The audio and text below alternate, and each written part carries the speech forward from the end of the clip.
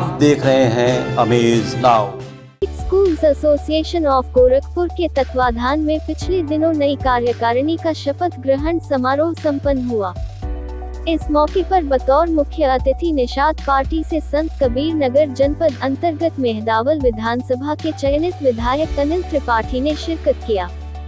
आपको बता दें कि संगठन के नवनिर्वाचित अध्यक्ष के रूप में डॉक्टर संजय त्रिपाठी और उनकी टीम ने बाकायदा शपथ लिया और अपने कर्तव्यों के प्रति निष्ठा भी जताई।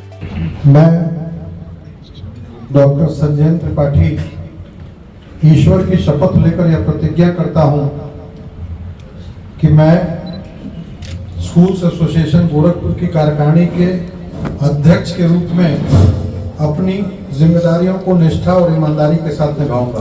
मैं एसोसिएशन के उद्देश्यों और आदर्शों के प्रति सच्ची प्रतिबद्धता रखूंगा और हमेशा शिक्षा के क्षेत्र में सुधार और उन्नति के लिए कार्यरत रहूंगा। मैं किसी भी प्रकार के व्यक्तिगत लाभ से ऊपर उठकर एसोसिएशन और शिक्षा समुदाय की भलाई के लिए कार्य करूंगा। मैं सभी निर्णय निष्पक्षता, पारदर्शिता और सामूहिक हित के आधार पर करूंगा और एसोसिएशन की प्रतिष्ठा को सुदृढ़ बनाने के लिए हर संभव प्रयास करूंगा। मैं अपने सहकर्मियों के साथ मिलकर काम करूंगा और उनके विचारों और सुझावों का सम्मान करूंगा ताकि हम सब मिलकर शिक्षा के क्षेत्र में सकारात्मक बदलाव ला सकें। मैं एसोसिएशन के नियमों और विनियमों का पालन करूंगा और हर स्थिति में अपनी भूमिका का निर्वहन पूरी निष्ठा और समर्पण के साथ करूंगा। मैं ये शपथ लेता हूं कि मैं अपने कर्तव्यों का पालन पूरी ईमानदारी और निष्ठा के साथ करूंगा और एसोसिएशन के हितों को सर्वोपरि रखूंगा। धन्यवाद। शपथ ग्रहण समारोह के बाद संगठन के अध्यक्ष डॉक्टर संजय त्रिपाठी से संक्षिप्त बातचीत हुई और उन्होंने बताया कि शिक्षा और शिक्षार्थियों के हित में जो भी बन पड़ेगा उसे प्राथमिकता दी जाएगी।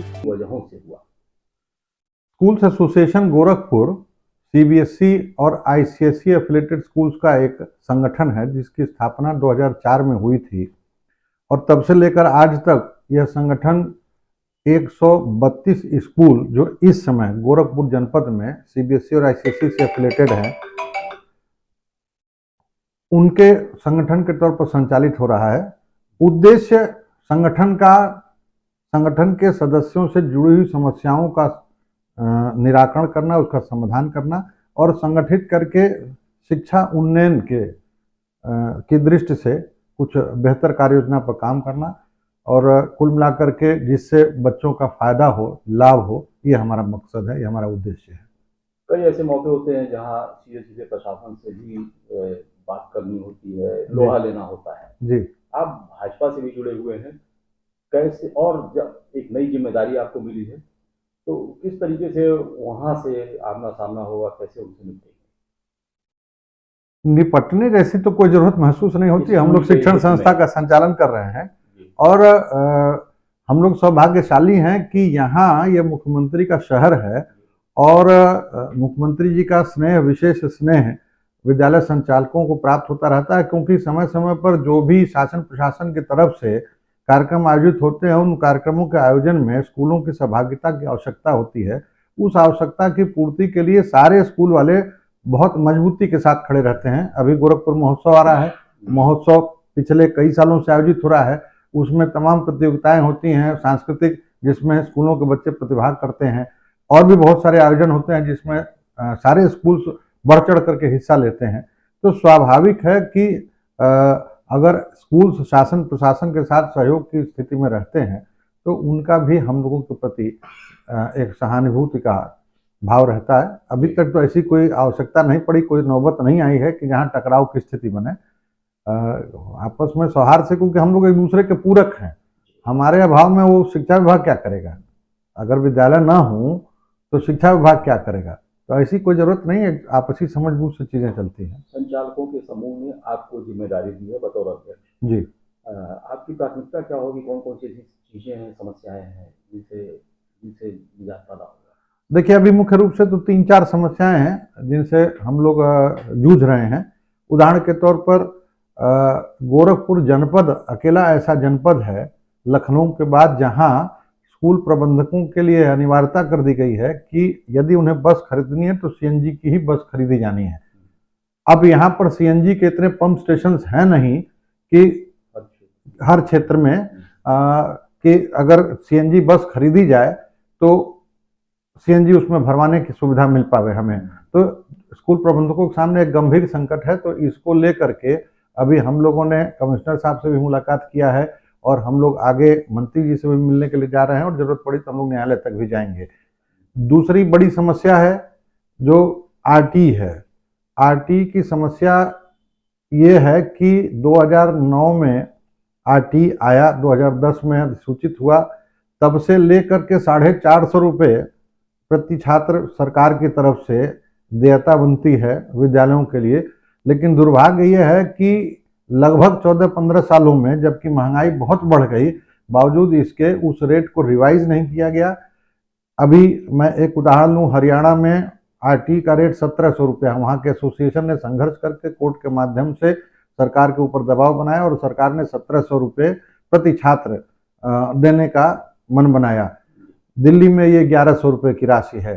तो हम लोग भी यह प्रयास कर रहे हैं कि आरटी का जो शुल्क है वो बढ़े। और दूसरी सबसे बड़ी चीज़ है कि जो 450 रुपये देने की बात सरकार ने स्वीकारी, वो भी समय से नहीं मिलता, कुछ विद्यालयों को मिलता, कुछ नहीं मिलता है। इसके अलावा अन्य बहुत सारी समस्याएं हैं जिन समस्याओं के समाधान की दृष्टि से प्रयास आगे होगा। अभी तो मुझे जुमा एक महीना हुआ है चुनाव में लोगों के द्वारा अध्यक्ष नामित किए हुए, और अभी कल मैंने शपथ ली है। तो मेरी कोशिश होगी कि जिन उम्मीदों के साथ, जिन आकांक्षाओं के साथ 132 स्कूलों के प्रबंधकों ने मुझे अपना नेतृत्व सौंपा है, मैं उसके साथ न्याय कर सकूं। इसी मौके पर डॉक्टर संजयन त्रिपाठी ने शहर वासियों और छात्र छात्राओं को दीपावली की शुभकामनाएं भी दी।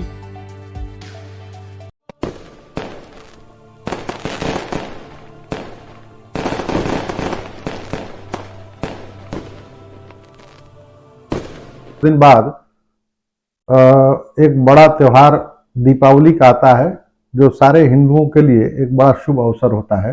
तो मैं अपनी तरफ से दीपावली की बहुत सारी शुभकामना, बहुत सारी बधाई अपने सारे अभिभावकों को, अपने सारे विद्यार्थियों को, पूरे समाज को देना चाहूँगा। दीपावली शुभ हो, मंगलमय हो। साथ ही इधर कुछ दशकों में जो सूर्य षष्ठी का पर्व जिसको हम लोग छठ व्रत कहते हैं, वो भी बहुत तेजी से पॉपुलर हुआ है। तो मैं छठ व्रत की और छठ पर्व की भी बहुत सारी शुभकामना और बधाई देना चाहूँगा, क्योंकि ये धीरे धीरे मौसम के बदलाव के साथ एक उत्सव का एक रंग चढ़ना शुरू होता है। यह उत्सव धर्मिता हमारे जीवन का एक अनिवार्य अंग है और त्योहार उसके माध्यम है। तो आने वाले हमारे जो दीपावली के पर्व हैं और जो हमारे छठ का पर्व है, इसमें सब लोग आनंद और उल्लास से भर उठें, ऐसी हमारी शुभकामना है सभी के लिए। धन्यवाद। आप देख रहे हैं अमेज नाउ।